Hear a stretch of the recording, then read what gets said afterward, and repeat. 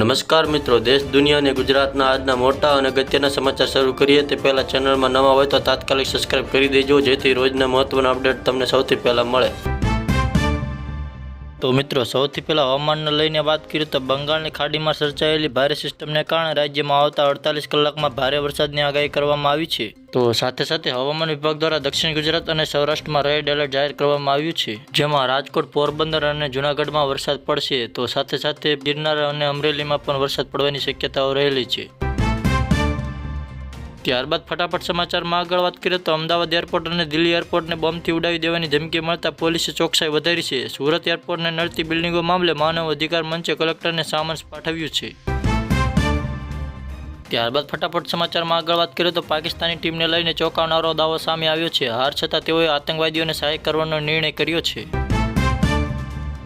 તો મિત્રો, શિક્ષણ ક્ષેત્રે મોટા સમાચાર સામે આવ્યા છે. અમદાવાદની સેવન્થ ડે સ્કૂલમાં ધોરણ 10 અને 12માં ઓફલાઈન ક્લાસ શુક્રવારથી શરૂ થવાના છે. તો બીજી તરફ પંચમહાલના કલોલમાં અમૃત વિદ્યાલયમાં 30થી વધારે વિદ્યાર્થીઓની ફૂડ પોઈઝનિંગને કારણે હોસ્પિટલમાં દાખલ થયા છે. આરોગ્ય વિભાગે તપાસ શરૂ કરી છે.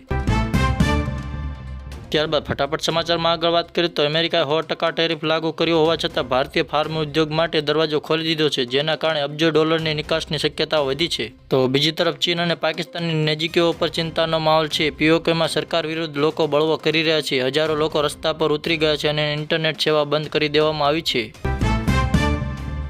ત્યારબાદ ફટાફટ સમાચારમાં આગળ વાત કરીએ તો ભારતીય સેના માટે એક સારા સમાચાર સામે આવ્યા છે. 30,000 કરોડ રૂપિયાની ડીલ અંતર્ગત નવા હથિયારોની ખરીદી થઈ રહી છે. ત્યારબાદ ફટાફટ રાજકારણમાં વાત કરીએ તો બિહારના ડેપ્યુટી સીએમ સમ્રાટ ચૌધરી પર હત્યાના ગંભીર આરોપો સામે આવ્યા છે. પ્રશાંત કિશોરે ચોંકાવનારો ખુલાસો કર્યો છે. તમિલનાડુમાં એક રેલીમાં અભિનેતા નેતા વિજય અચાનક બેભાન થઈ ગયા, જેને કારણે અંધાધૂંધ ભાગદોડ મચી અને 40થી વધુ લોકોના મોત નીપજ્યા હતા. ત્યાર પછીના ફટાફટ સમાચારમાં આગળ વાત કરીએ તો કર્ણાટકના ભાજપ નેતાએ રાહુલ ગાંધીને ગોળી મારી દેવાની ખુલ્લેઆમ ધમકી આપ્યા બાદ રાજકારણ ગરમાયું. તો બીજી તરફ કોંગ્રેસના નેતા વિષ્ણુ ગોપાલે સીધું જ ગૃહમંત્રી અમિત શાહને પત્ર લખ્યો છે.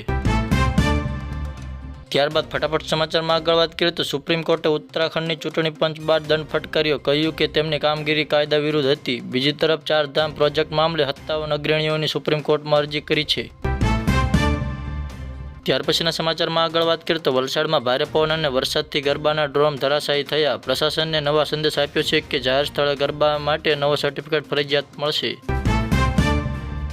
ત્યારબાદ ફટાફટ સમાચારમાં આગળ વાત કરીએ તો અંતે ગુજરાતમાંથી એક સારા સમાચાર સામે આવ્યા છે. રાજ્ય તેની પહેલી અમૃત ભારત એક્સપ્રેસ ટ્રેન મળી છે. સુરતના ઉધના રેલવે સ્ટેશન પરથી પીએમ મોદીએ લીલી ઝંડી બતાવી છે.